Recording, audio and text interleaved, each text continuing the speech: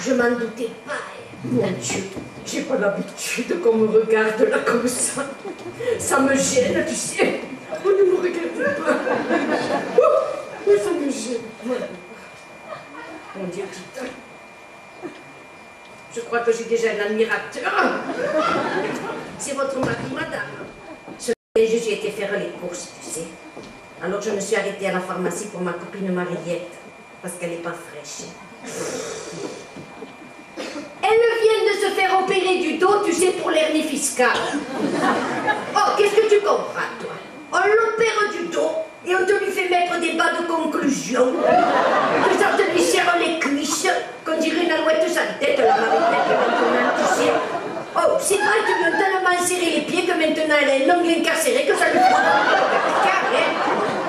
Alors ce matin, quand elle a vu que j'allais faire les courses, tu sais, elle me dit, Mado, arrête-toi un peu à la pharmacie, prends-moi un peu des pastilles pour la gorge.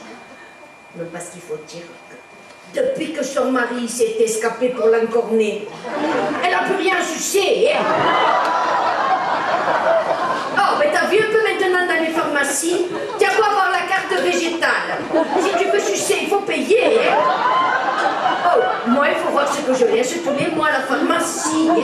Non, moi, je suis une femme d'expérience, tu sais. Non, tout ça parce que mon mari, tu sais, Albert, il est constipé. Alors ça, tu sais, boucher, il a toujours été, hein.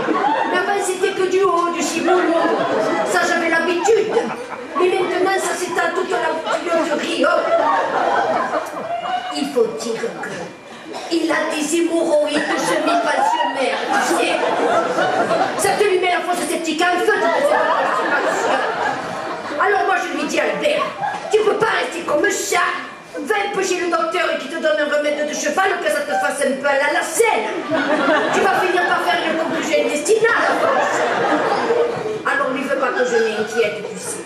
Alors il me dit comme ça, Mado, je suis solide comme un chêne. J'ai dit Albert, je m'excuse, mais le chêne, il a les racines dans la merde. Il n'était pas fier, tu sais. Bon, en fait, il a fini d'aller chez le docteur, tu sais. Mal.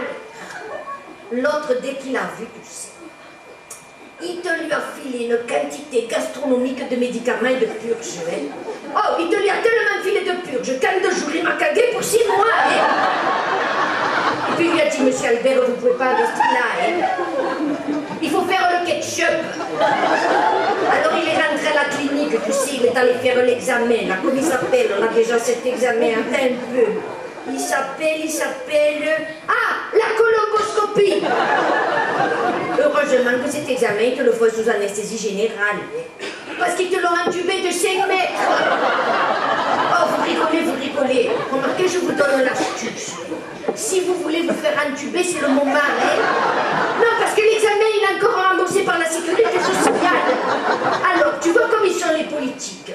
Ils te le mettent dans le cul toute la journée. Mais si tu as mal, ils te remboursent l'examen. Oui. Ma copine Mariette, puis c'est un ordinateur. Du matin au soir, elle est là devant. Et avec le gari dans les mains, et vas-y que je te clique sur le gari, et vas-y que je te clique sur le gari.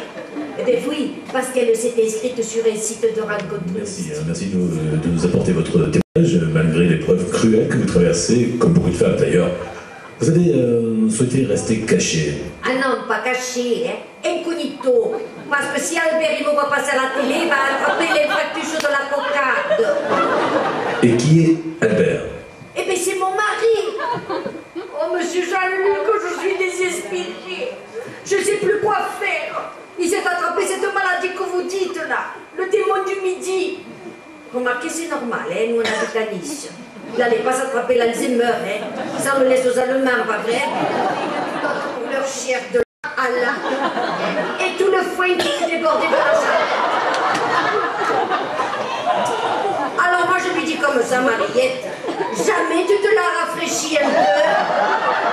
Elle me dit pourquoi faire? J'ai dit mais comment, Mariette? Mais tu ne sais pas que maintenant la mode c'est de se la tailler un ticket de métro. Si pour toi le ticket de métro c'est trop petit, fais-toi au moins la carte orange. Mais dans toute cette broussaille, dans toute cette forêt noire, la cerise sur le gâteau, le mari a